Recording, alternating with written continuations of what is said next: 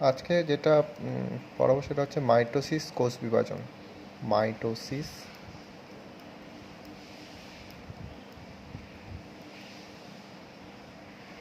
কোষ বিভাজন।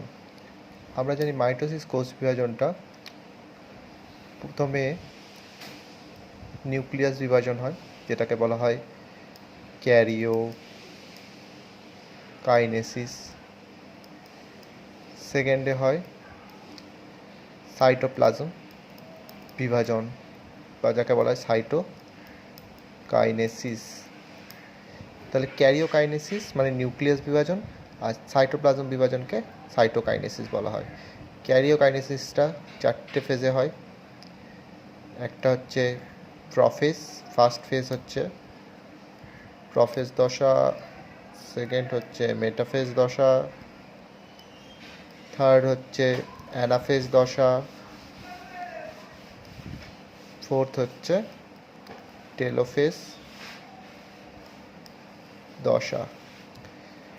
প্রফেজ দশার ক্ষেত্রে তাহলে আমাদের ক্যারিওকাইনেসিসটা 4টে দশায় বিভক্ত। একটা ফার্স্ট হচ্ছে প্রফেজ, second metaphase, third anaphase, fourth telophase. ঠিক আছে, এবার প্রফেজ ফার্স্ট যেটা নিয়ে আলোচনা হবে সেটা হচ্ছে প্রফেজ।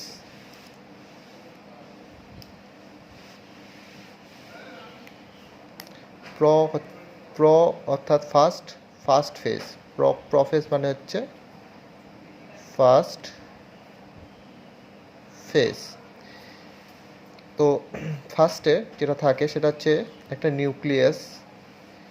নিউক্লিয়াসের মধ্যে নিউক্লিয়াসের মধ্যে কী থাকে? নিউক্লিয়াসটা দুটো পর্দা দ্বারা বেষ্টিত, অর্থাৎ নিউক্লিয়াসে দুটো পর্দা থাকে।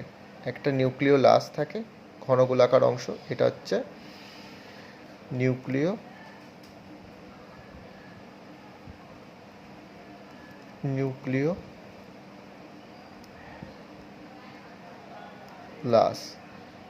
আর এইগুলো যেগুলো আছে সেগুলো হচ্ছে নিউক্লিওপ্লাজম, আর কিছু ক্রোমাটিন জালিকা বা নিউক্লিয় জালিকা থাকে। এগুলো হচ্ছে নিউক্লিয় জালিকা, যা ক্রোমাটিন জালিকা বলে এগুলোকে। তো এটা হচ্ছে নিউক্লিয়াস, যেটা সমস্ত কোষে থাকে। এটারই বিভাজন হবে। ঠিক আছে, তো এটা বিভাজন করতে গেলে ফার্স্ট প্রফেজ স্টেজে কি হয়, এখান থেকে নিউক্লিয়াসটা থেকে জল, অর্থাৎ জলটা বেরিয়ে যায়।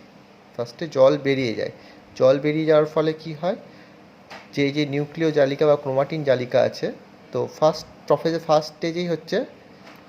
স্টেজেই জলটা বেরিয়ে যাচ্ছে, নিউক্লিয়াস থেকে জল বেরিয়ে যাচ্ছে। তার ফলে যেটা হচ্ছে, জল বেরিয়ে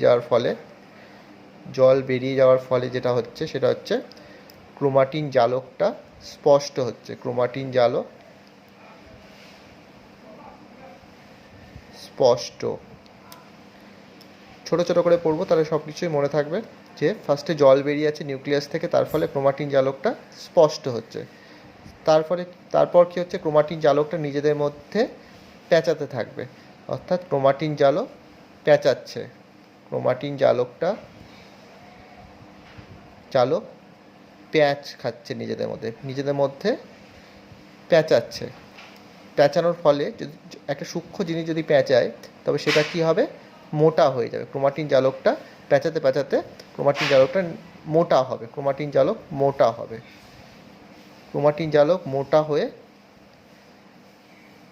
হয়ে যায়, প্যাঁচাতে মোটা হয়ে যায়। তার ফলে কি হয়, ক্রোমাটিন জালকটা মোটা হওয়ার ফলে সেটা ক্রোমোজোমে রূপান্তরিত হয়।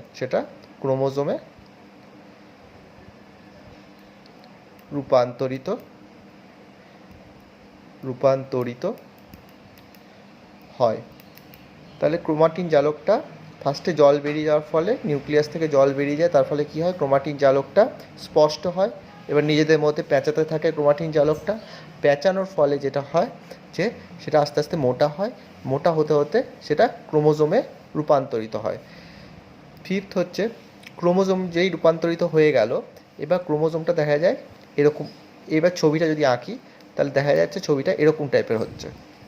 এটার পরে ছবিটা সেকেন্ড ছবি হচ্ছে, দেখা গেল জিনিসটা এরকম গিয়ে দাঁড়াচ্ছে। যে তাহলে এই জালকটা যেটা সূক্ষ্ম সূক্ষ্ম ছিল সেটা পেঁচিয়ে পেঁচিয়ে নিউক্লিওলাসটা আছে, ঠিক আছে, জিনিসটা পেঁচিয়ে পেঁচিয়ে পেঁচিয়ে পেঁচিয়ে এরকম টাইপের মোটা আকার ধারণ করছে। আর এর মধ্যে নিউক্লিওলাসটা যেটা আছে, যেটা ঘন গোলাকার ছিল, আস্তে আস্তে সেটা অবলুপ্ত হতে শুরু করে, হালকা হালকা, মানে আস্তে আস্তে সেটা অবলুপ্ত হতে শুরু করে নিউক্লিওলাস। আর যে নিউক্লিয় পর্দাটা ছিল সেটাও আস্তে আস্তে আস্তে আস্তে অবলুপ্ত হতে থাকে। আর এই যে জিনিসটা, যেটা ক্রোমাটিন জালকটা ছিল, পেঁচিয়ে পেঁচিয়ে পেঁচিয়ে পেঁচিয়ে যেটা গঠন করে সেটা এই যে, এটা এখন ক্রোমোজোম অবস্থায় আছে, এটা ক্রোমোজোম, ঠিক আছে। তাহলে এরপরে যেটা হয়, অর্থাৎ 5 নাম্বার, যে এই ক্রোমোজোম, ঠিক আছে, এখানে মাঝখানে থাকে সেন্ট্রোমিয়ার, মাঝখানে থাকে সেন্ট্রোমিয়ার, তাহলে মাঝখানে হচ্ছে সেন্ট্রোমিয়ার থাকে, তো এটা ধরা যাক সেন্ট্রোমিয়ার, এটা হচ্ছে সেন্ট্রোমিয়ার, তো এটা হচ্ছে সেন্ট্রোমিয়ার।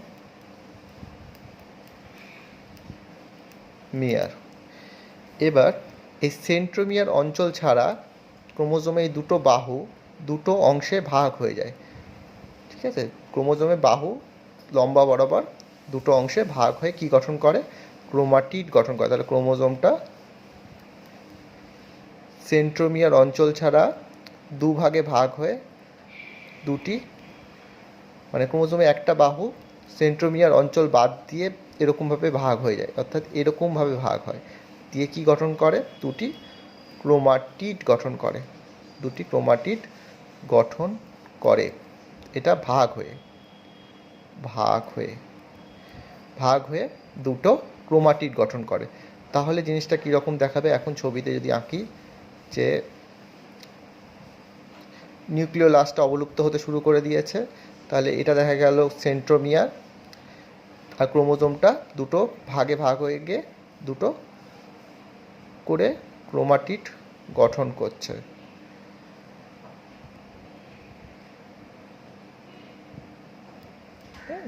এরকম দুটো করে ক্রোমাটিড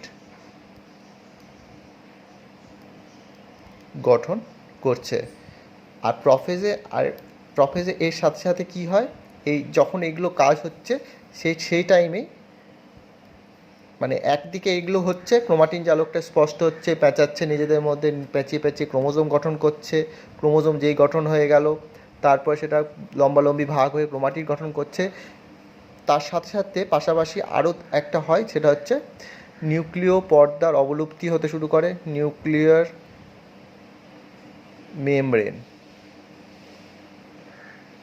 মেমব্রেনের অবলুপ্তি শুরু হয়, অবলুপ্তি হওয়ার ঘটনাটা শুরু হয়, মানে এগুলো এক সাইডে ঘটছে, এগুলো এক সাইডে ঘটছে, পুরোটাই প্রফেজের মধ্যে ঘটছে একসাথে।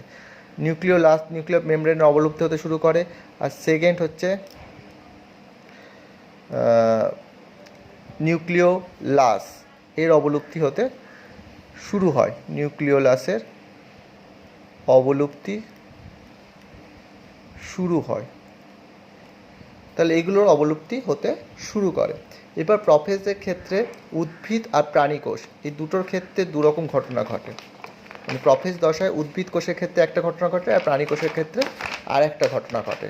কী জিনিসটা সেটাই জানতে হবে।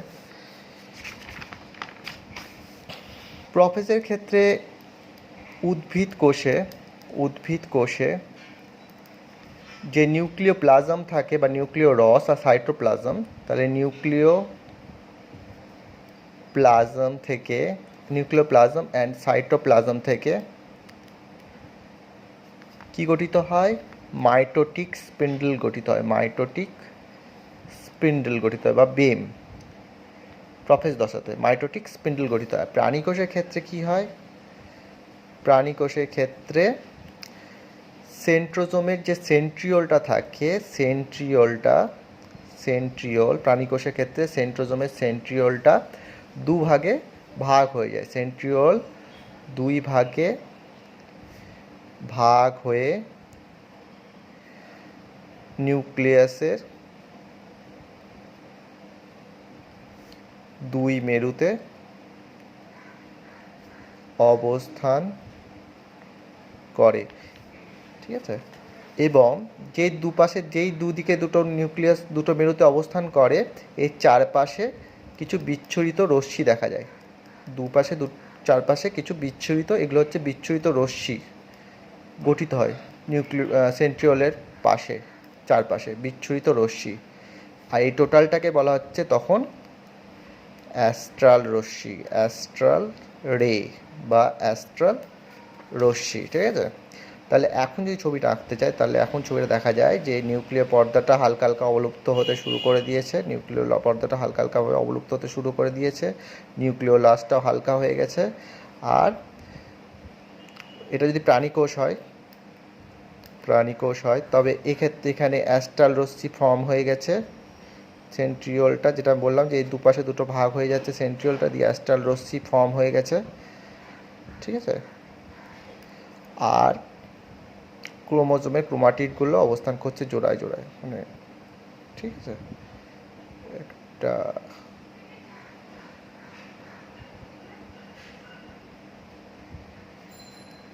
তো এরকমভাবে অবস্থান করছে, ঠিক আছে। আরও এখানে কয়েকটা,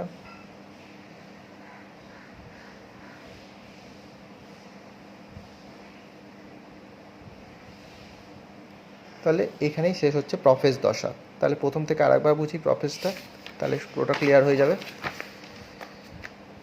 প্রফেজ দশার ক্ষেত্রে ফার্স্টেই যেটা হচ্ছে সেটা হচ্ছে নিউক্লিয়াস থেকে জল বেরিয়ে যাচ্ছে। নিউক্লিয়াস থেকে ফার্স্টেই জল বেরিয়ে যাচ্ছে, জল বেরিয়ে যাওয়ার ফলে কী হচ্ছে, ক্রোমাটিন জালকটা স্পষ্ট হচ্ছে, দিয়ে নিজেদের মধ্যে ক্রোমাটিন জালকটা প্যাঁচাতে প্যাঁচাতে কী গঠন করছে, ক্রোমোজোম গঠন করছে। এবার ক্রোমোজোমটা সেন্ট্রোমিয়ার অঞ্চল ছাড়া দুভাগে ভাগ হয়ে দুটো করে ক্রোমাটিড গঠন করছে। বা ক্রোমাটিড গঠন যেই হয়ে গেল তার সাথে সাথে একই সাথে যে মানে যেগুলো চেঞ্জেসগুলো হচ্ছে প্রফেজ দশা, সেটা হচ্ছে নিউক্লিওলাস অবলুপ্তি হতে শুরু করছে এবং নিউক্লিয় পর্দার অবলুপ্তি হতে শুরু করছে। উদ্ভিদ কোষের ক্ষেত্রে যেটা হয়, উদ্ভিদ কোষের ক্ষেত্রে প্রফেজ দশায় যেটা হয়, প্রফেজ দশাতেই ঘটছে ঘটনাগুলো, সেটা হচ্ছে নিউক্লিওপ্লাজম বা নিউক্লিয় রস এবং সাইটোপ্লাজম থেকে মাইটোটিক স্পিন্ডল গঠন হচ্ছে। আর প্রাণী কোষের ক্ষেত্রে সেন্ট্রোজোমের সেন্ট্রিওলটা দুভাগে ভাগ হয়ে যাচ্ছে, ভাগ হয়ে নিউক্লিয়াসের দুই মেরুতে অবস্থান করছে। এই সময় যেটা দেখা যায় যে সেন্ট্রিওলের চারপাশে বিচ্ছুরিত রশ্মি দেখা যায়। এই টোটালটাকে বলা হচ্ছে অ্যাস্ট্রাল রশ্মি। এই অ্যাস্ট্রাল রশ্মি থেকে মেটাফেজ দশায় বেমতন্তু গঠিত হয় প্রাণী কোষের ক্ষেত্রে, ঠিক আছে। তাহলে প্রফেজটা এখানে শেষ হচ্ছে।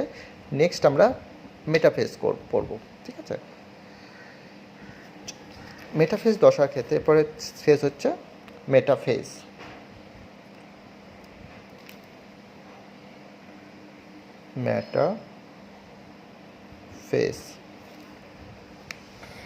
মেটাফেজ দশার ক্ষেত্রে ফার্স্ট ঘটনা যেটা হচ্ছে, এখানে নিউক্লিয় লাস আর নিউক্লিয় পর্দা, এখানে নিউক্লিয় লাস আর নিউক্লিয় পর্দার যে অবলুপ্তি হতে শুরু করেছিল জিনিসটা, হালকা করে গেছে তো অবলুপ্তি হতে শুরু করছে, এখানে এসে পুরোটাই অবলুপ্ত হয়ে যায়, সম্পূর্ণভাবে অবলুপ্ত হয়ে যায় নিউক্লিয় লাস আর নিউক্লিয় পর্দা।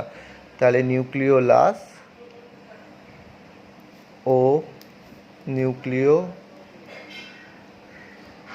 পর্দা সম্পূর্ণ অবলুপ্তি ঘটে।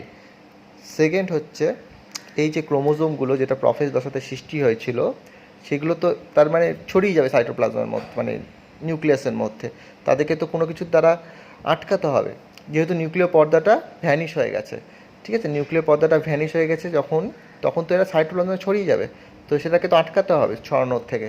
সেহেতু এক্ষেত্রে বেমতন্তু গঠন হচ্ছে। বেমতন্তুর গঠনটা উদ্ভিদের ক্ষেত্রে বেমতন্তুটা গঠন করে হচ্ছে মাইক্রোটিবিউলস, যেটা ইউক্যারিওটিক কোষে সাইটোপ্লাজমে থাকে, এবং বা আদর্শ কোষে সাইটোপ্লাজমে থাকে মাইক্রোটিবিউল, যেটা একটা টিবিউলিন প্রোটিন দ্বারা গঠিত কোষীয় অঙ্গাণু। আর প্রাণী কোষের ক্ষেত্রে বেমতন্তুটা গঠিত করে কে? অ্যাস্ট্রাল রশ্মি। তাহলে এটা এটা যদি টোটাল কোষটা হয় প্রাণী কোষ, ঠিক আছে, প্রাণী কোষের মধ্যে নিউক্লিয়, এখানে তো সাইটোপ্লাজম আছে, আর নিউক্লিয় পদার্থটা ভ্যানিশ হয়ে গেছে সেহেতু এই ক্রোমোজোমগুলো ছড়িয়ে যাতে না পড়ে, সেহেতু মেটাফেজ দশায় বেমতন্তু গঠিত হয়। বেমতন্তুটা গঠিত করে হচ্ছে উদ্ভিদ কোষের ক্ষেত্রে গঠন করে হচ্ছে মাইক্রোটিউবুলস, আর প্রাণী কোষের ক্ষেত্রে গঠন করে বেমতন্তুটা অ্যাস্ট্রাল রশ্মি। এরপরে যে ঘটনাটা ঘটে যে এটা প্রাণী কোষ, এখানে অ্যাস্ট্রাল রশ্মি আছে, তাহলে অ্যাস্ট্রাল রশ্মি থেকে বেমতন্তু গঠন হয়।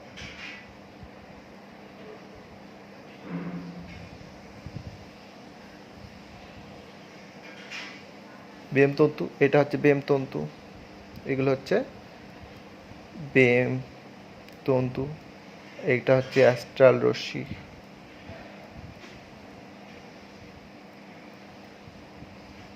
ঠিক আছে, এটা হচ্ছে অ্যাস্ট্রাল রশ্মি। আর এরপরে যেটা ঘটনাটা ঘটে, ক্রোমোজোমগুলো এই নিউক্লিয়াসে বা কোষের কী বলবো বিষুব অঞ্চল বরাবর, এটা হচ্ছে বিষুব অঞ্চল, এই বিষুব অঞ্চল বরাবর, এটা হচ্ছে বিষুব অঞ্চল, বিষুব অঞ্চল, এই বরাবর ক্রোমোজোমগুলো বিষুব অঞ্চলে সাজিয়ে যায়। 4টে ক্রোমোজোম আমরা এঁকেছিলাম, তো 4টে ক্রোমোজোম সাজিয়ে নিই বিষুব অঞ্চল বরাবর। ঠিক আছে,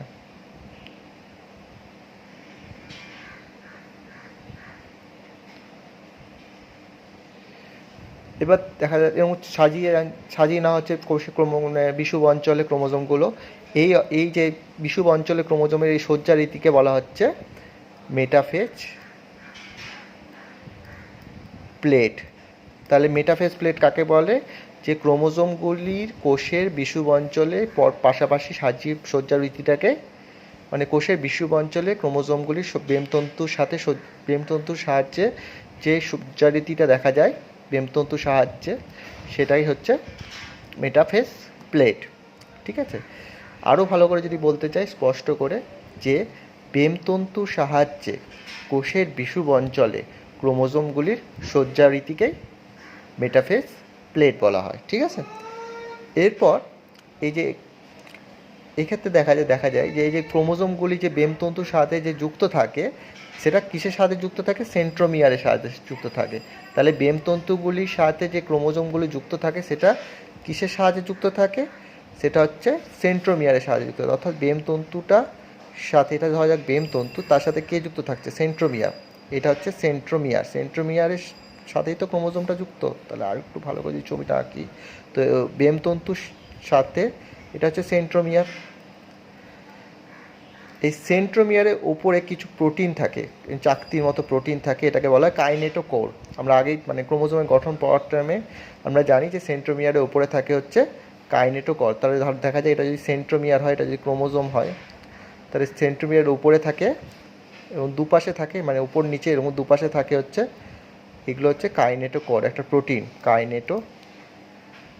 কাইনেটোকোর। তাহলে যদি প্রশ্ন আসে যে বেমতন্তুর সাথে ক্রোমোজোমের কোন অংশটা যুক্ত থাকে, তাহলে অ্যান্সার হবে সেন্ট্রোমিয়ারের কাইনেটোকোর। ঠিক আছে, তাহলে সেন্ট্রোমিয়ারের কাইনেটোকোরের সাহায্যে বেমতন্তুর সাথে ক্রোমোজোমগুলো যুক্ত থাকে। তাহলে সেন্ট্রোমিয়ারে কাইনেটোকোরের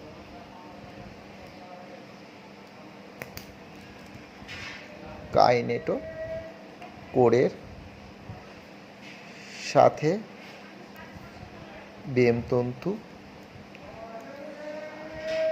বেমতন্তুর সঙ্গে ক্রোমোজোম যুক্ত থাকে। ফিফথ, এই যে জিনিসটা যেটা দেখা যাচ্ছে যে বেমতন্তুর সাথে যে ক্রোমোজোমগুলো যুক্ত থাকে, তাই এই যে বেমতন্তুর সাথে ক্রোমোজোমগুলো যুক্ত থাকে সেটাকে বলা হয় ক্রোমোজোমাল ফাইবার বা ক্রোমোজোমাল তন্তু। দেখা যাচ্ছে এই বেমতন্তুটার সাথে কোনো ক্রোমোজোম যুক্ত নেই, বা এখানে যদি আরও কিছু আমরা বেমতন্তু আঁকি, সেগুলোতে ক্রোমোজোম নেই। যে বেমতন্তুর সাথে ক্রোমোজোম যুক্ত থাকে সেটাকে বলা হয় ক্রোমোজোমাল তন্তু বা ক্রোমোজোমাল ফাইবার। মানে যে বেমতন্তুর সাথে ক্রোমোজোম যুক্ত থাকে সেটাকে বলা হয় ক্রোমোজোমাল তন্তু বা ক্রোমোজোমাল ফাইবার, সহজ কথায়। তাহলে ক্রোমোজোমাল তন্তু বা ক্রোমোজোমাল ফাইবার হচ্ছে এটাই যে যে বেম তন্তুর সাথে ক্রোমোজোম যুক্ত থাকে সেটাকে ক্রোমোজোমাল ফাইবার বলে। আর আরেকটা কথা হচ্ছে অবিচ্ছিন্ন তন্তু বা কন্টিনিউয়াস ফাইবার, যাকে বাংলাতে বলা হয় অবিচ্ছিন্ন তন্তু। জিনিসটা কি, যে বেম তন্তুটা কোষের এক মেরু থেকে আর এক মেরু অবধি একদম মানে কন্টিনিউয়াসলি সেটা রয়েছে, কোনো রকম ভাঙা নেই বা বিচ্ছিন্ন নেই, সেহেতু এটাকে বলা হচ্ছে অবিচ্ছিন্ন তন্তু। অর্থাৎ বেমের এক প্রান্ত থেকে আরেক প্রান্ত অবধি বেমতন্তুটা বিস্তৃত, তাই জন্য এটাকে বলা হচ্ছে কন্টিনিউয়াস ফাইবার। এইটুকুই জানতে হবে মেটাফেজ দশা। তাহলে মেটাফেজ দশায় মেন পয়েন্ট হচ্ছে এটাই যে ক্রোমোজোমগুলো কোষের বিষুব অঞ্চল বরাবর সাজিয়ে থাকে বেমতন্তুর সাহায্যে, এবং এটাকে বলা হচ্ছে মেটাফেজ প্লেট। এক্ষেত্রে কয়েকটা জিনিস আমাদের ডেফিনেশন জানতে হয়, সেটা হচ্ছে ক্রোমোজোমাল ফাইবার আর এটা হচ্ছে কন্টিনিউয়াস ফাইবার। ব্যাস। এরপর হচ্ছে অ্যানাফেজ।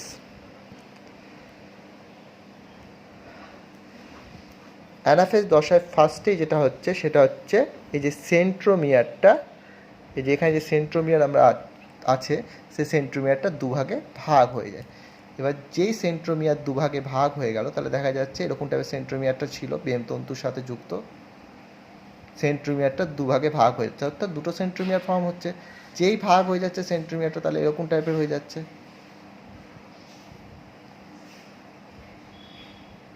অর্থাৎ ক্রোমাটিড দুটোও ভাগ হয়ে যাচ্ছে। যেই সেন্ট্রোমিয়ার ভাগ হচ্ছে সেই ক্রোমাটিড দুটো ভাগ হয়ে যাচ্ছে, অর্থাৎ এই ক্রোমাটিড ভাগ হয়ে গেল আর এই ক্রোমাটিড ভাগ হয়ে গেল।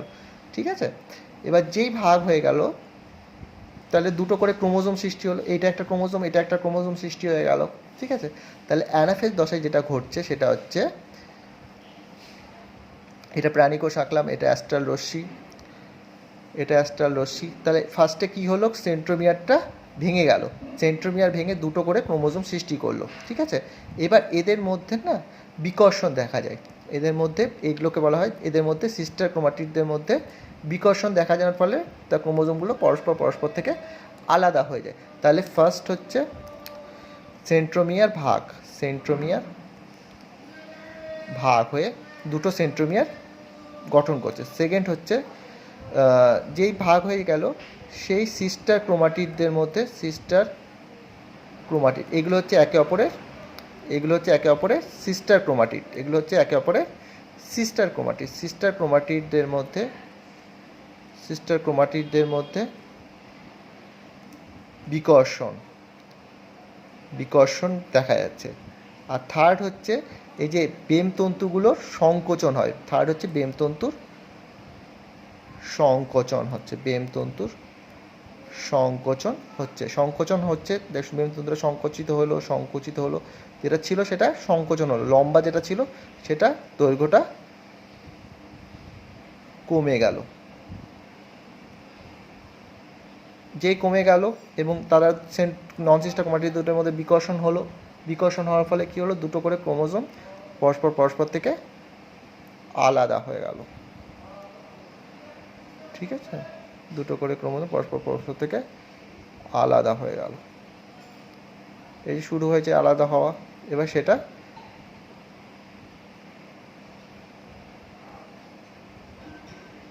আলাদা হয়ে গেল, এই যে ক্রোমোজোমের, এবার একটা ক্রোমোজোম কি হচ্ছে এই মেরুর দিকে যাচ্ছে আর একটা ক্রোমোজোম এই মেরুর দিকে যাচ্ছে, এই চলনটাকে বলা হচ্ছে অ্যানাফেজিও চলন। আর এই অ্যানাফেজিও চলনে কে সাহায্য করছে, এক হচ্ছে বেমতন্তু সংকোচন আর একটা হচ্ছে এই সিস্টার ক্রোমাটিডের মধ্যে বিকর্ষণ।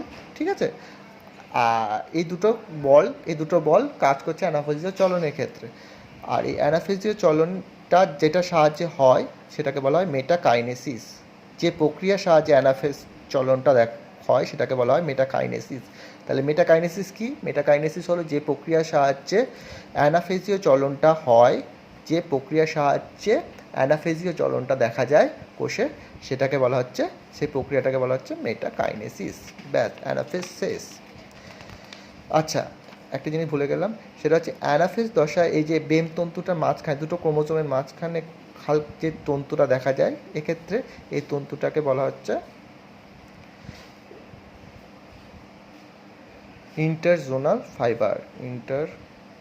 জোনাল তন্তু, ইন্টারজোনাল তন্তু, অর্থাৎ দুটো ক্রোমোজোম, নতুন সৃষ্ট বা নবসৃষ্ট দুটো ক্রোমোজোমের মাঝে যে তন্তুটা বেমের বিষুব অঞ্চলে দেখা যায় সেটাকে বলা হচ্ছে ইন্টারজোনাল তন্তু। ঠিক আছে, হচ্ছে টেলোফেজ। লাস্ট দশা মাইটোসিসের, সেটা হচ্ছে টেলোফেজ দশা।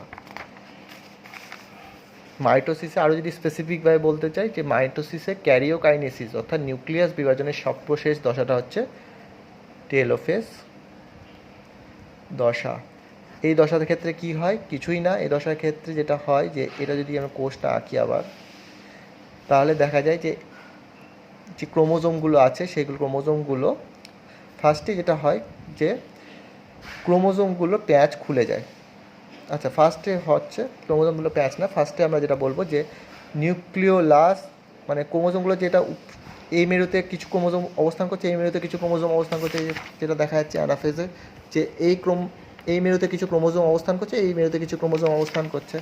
তাহলে ফার্স্টই হচ্ছে নিউক্লিয় পর্দার আবির্ভাব হচ্ছে এবং নিউক্লিয় লাসের আবির্ভাব হচ্ছে। তাহলে ফার্স্টই হচ্ছে এখানেও একই রকম দুটো মেরুতে, এখানেও নিউক্লিয় পর্দার আবির্ভাব হচ্ছে, এখানে নিউক্লিয় লাসের আবির্ভাব হচ্ছে। তাহলে ফার্স্ট হচ্ছে নিউক্লিয় লাস আর নিউক্লিয়ার মেমব্রেন, এই দুটোর আবির্ভাব হচ্ছে। ঠিক আছে, সেকেন্ড যেটা হচ্ছে সেটা হচ্ছে যে ক্রোমোজোমগুলো ছিল সেগুলোর প্যাচ খুলে গিয়ে আবার ক্রোমাটিন জালক তৈরি হচ্ছে। তাহলে ক্রোমোজোমগুলো যেটা ছিল সেগুলো ক্রোমোজোমগুলোর প্যাচ খুলে সেটা পুনরায় ক্রোমাটিন জালক সৃষ্টি করছে, ক্রোমাটিন জালক সৃষ্ট করছে। ঠিক আছে, সৃষ্টি করছে। এখানে শেষ হয়ে গেল ক্যারিওকাইনেসিস অর্থাৎ নিউক্লিয়াস বিভাজন। এরপরে যেটা হচ্ছে সাইটোকাইনেসিস, অর্থাৎ এখানে তো সৃষ্টি হয়ে গেছে দুটো নিউক্লিয়াস, একটা নিউক্লিয়াস থেকে ভেঙে সেটা দুটো নিউক্লিয়াস সৃষ্টি হয়ে গেছে। দেখ, শুরু করেছিলাম আমরা কীভাবে, এখান থেকে শুরু করেছিলাম, তাই তো? একটা নিউক্লিয়াস ছিল, কোষের মধ্যে একটা নিউক্লিয়াস ছিল, এখান থেকে এটা ভেঙে যায়, ভেঙে কী সৃষ্টি হয়েছে? দুটো নিউক্লিয়াস। কিন্তু কোষটা তো একটা আছে, কিন্তু আমাদেরকে তো একটা কোষ থেকে দুটো কোষ সৃষ্টি করতে হবে, অর্থাৎ এই যে সাইটোপ্লাজমটা যেটা আছে সেটাকেও তো ভাঙতে হবে না, সেই বিভাজনটাকে বলা হচ্ছে সাইটোকাইনেসিস। উদ্ভিদ কোষের ক্ষেত্রে একরকমভাবে সাইটোকাইনেসিস হয়, প্রাণী কোষের ক্ষেত্রে একরকমভাবে সাইটোকাইনেসিস হয়। উদ্ভিদ আর এটা হচ্ছে প্রাণীরটা সহজ। সাইটোকাইনেসিস কীভাবে হয়? তাহলে ধরা যায় এটা ফার্স্টে প্রাণী, এখানে নিউক্লিওলাস, নিউক্লিয় জালক রয়েছে বা ক্রোমাটিন জালক থাকছে, নিউক্লিয় জালক।